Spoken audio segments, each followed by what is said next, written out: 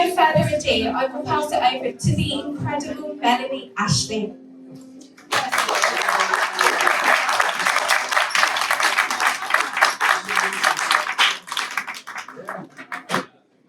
It's okay, everybody. I'll stay sat down here.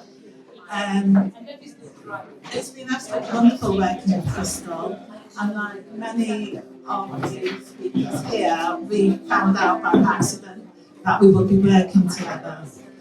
And I think this is just an example of what I call the creative web of consciousness and wisdom acting on our behalf. As we started working together, we found so much synergy in what we were doing and how we complemented each other.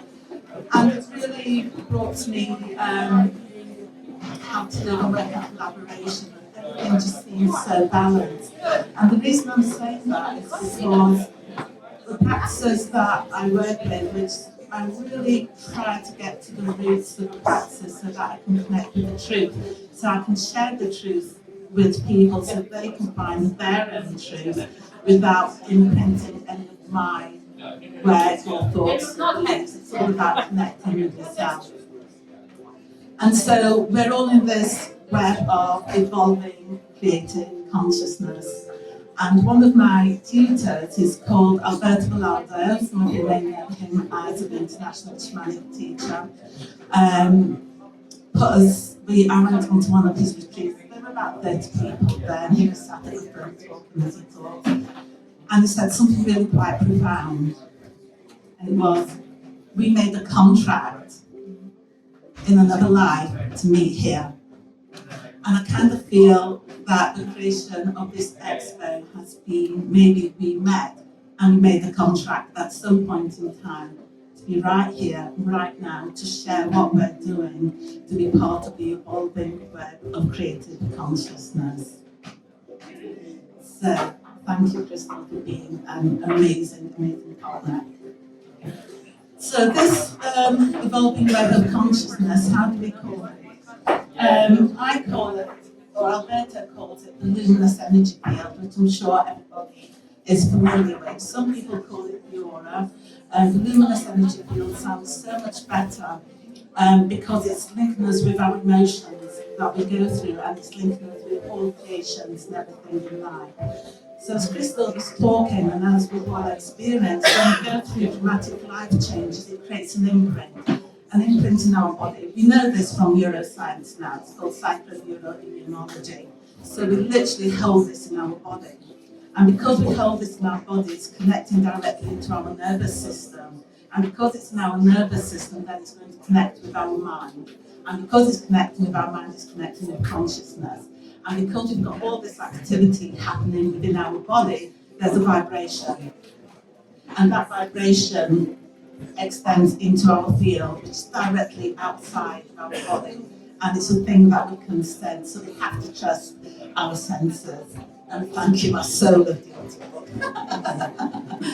And I envisage it as lots of spheres of light merging together, and as it all comes together, we get this huge glow going round. Now, given that we have this vibration, which will all illuminate different colours, it's how do we connect with this and how do we work with this? So I'm going to give you, my aim is to give you the experience of connecting with that vibration, which is true and real to you, and then maybe connect with a higher one, a more subtle one, and see how that changes for you. And if you like it, great. If not, that's great as well, but we'll see where we go. So it's going to involve some breath work. It's going to involve connecting with the different chakras within your body.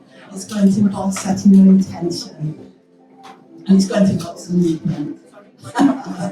So you're not going to sit down, you're going to participate. Okay? I say anything, please rise.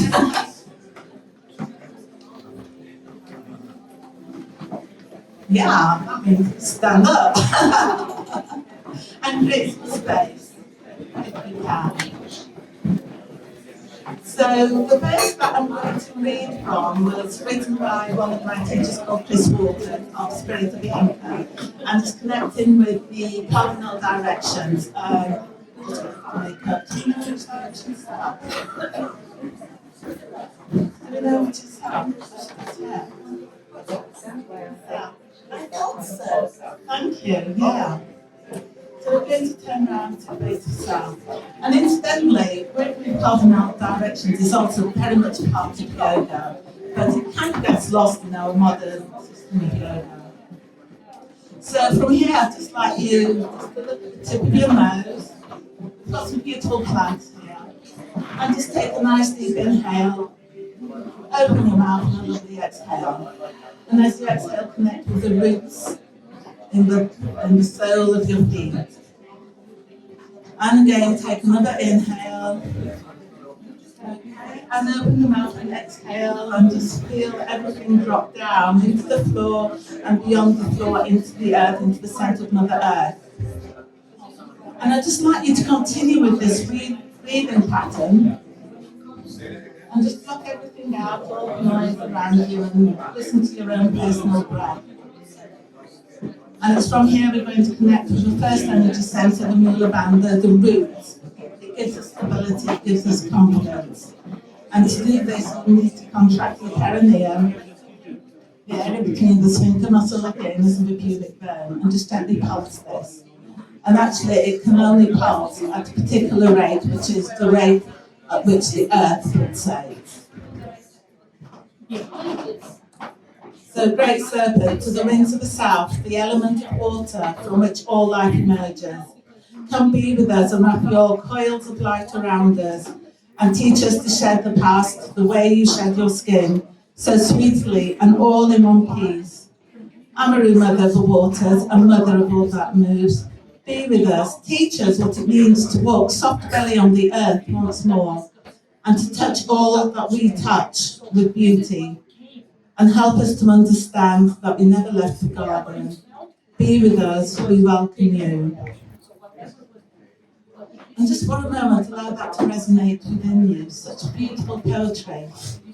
You're connecting with the root chakra, with your stability, your foundation, everything that is just the pure fact. I'm here, right now, standing in this exhale and breathing. And then we rotate to look at the screen, so turn towards your right. And maintain the stability through the roots of your chakra. And you may notice that your lower abdomen also starts to contract. So we're in the second part, the second gateway. To the winds of the west, mother, sister, jaguar, otorongo, you who have seen the birth and death of galaxies, and who knows the seasons and cycles of life and death and rebirth, be with us, come across the rainbow bridge, teach us to dance among the shadows to see what no longer serves us, so that we may give back to the earth, and the earth may grow more beautiful and more abundant. And we may take our place as rainbow warriors, peaceful warriors, with no need of enemies within or without in this world or the next. Teach us the way of peace and to live impeccably, and show us the way beyond fear, beyond death, and hold our personal medicine space well as we do our work. Be with us, we welcome you. So again, so much in there. It's taken us into different realms of connection, but most importantly, in terms of the elements, drawing in the element of water, which connects into our minds and into our emotions. So as you exhale, connect the root chakra into the lower abdomen. And just by doing this, you're starting to create the practice of pranayama. And in the Ayurveda, we've got Ayurvedic practitioners here. And if you've been speaking to them, they may have mentioned the dosha called kapha, which is the earth energy. It's earth, it's water combined, and it resides in our hips, our thighs, our knees, our legs. It gives us stability, but also fluidity. And now we turn to the direction of the north. To the winds of the north, royal hummingbird, you who are the great journeyer, come be with us and take us under your tiny wings so that we may take this next step upon our journey. Teach us where to find the nectar, the joy, and the sweetness of life. Lend us the courage to say yes and to take each new step as it shows, even though we may not know where it's going to lead. Be with us, we welcome you. Grandmothers, grandfathers, the ancient ones, ancestors, all you who have stepped outside of time and live in the eternal now, come and warm your hands by the fires of our hearts and whisper to us in the wind. We honour all of you who have come before us and who will come after us, and our children's children. It's like, wow, we are never really alone. So to activate this energy source, I would like you now on the exhale to contract the upper abdomen of the solar plexus. And just hold that gently as you inhale and allow the heart space to expand and lift. And so now we're in the energy of fire, motivation, direction, focus. And then we turn finally to the winds of the east, looking at the records. Great eagle condor, come fly to us from the place of the rising sun, and take us up that we may fly wing to wind with you to the place above the mountains, from where we dream our new world into being. A world which is not informed by the past, but one that calls us from who we are becoming. We welcome those great wings to allow us to fly high and those eyes to see into our hearts. So from that place, I'd like you just to place your hand onto your heart and your mind into the space between the palm of your hand and the energy of the heart, and feel the vibration. And then lift this up into a space about 8 inches above the crown of your head. So lift your hands up and then turn back round to the front. And now you're bringing the energy of your heart up into your hands. And then this is where we can connect with the filament of light of soul and mother consciousness. And just imagine those streams coming down through the fingers and the thumb, and you're going to open it out through your arms along the meridian lines directly into the heart. And then you're going to bring it down into the earth. And then again, inhale up, lift it up, connect with your soul self of the heart, and maybe dig deep into the universal consciousness so you're connecting with your soul purpose, and open this around you on a lovely exhale.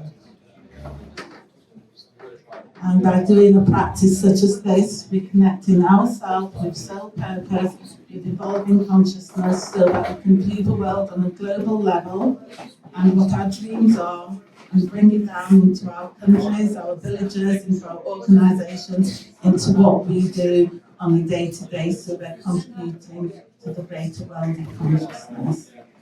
And for that, I thank you.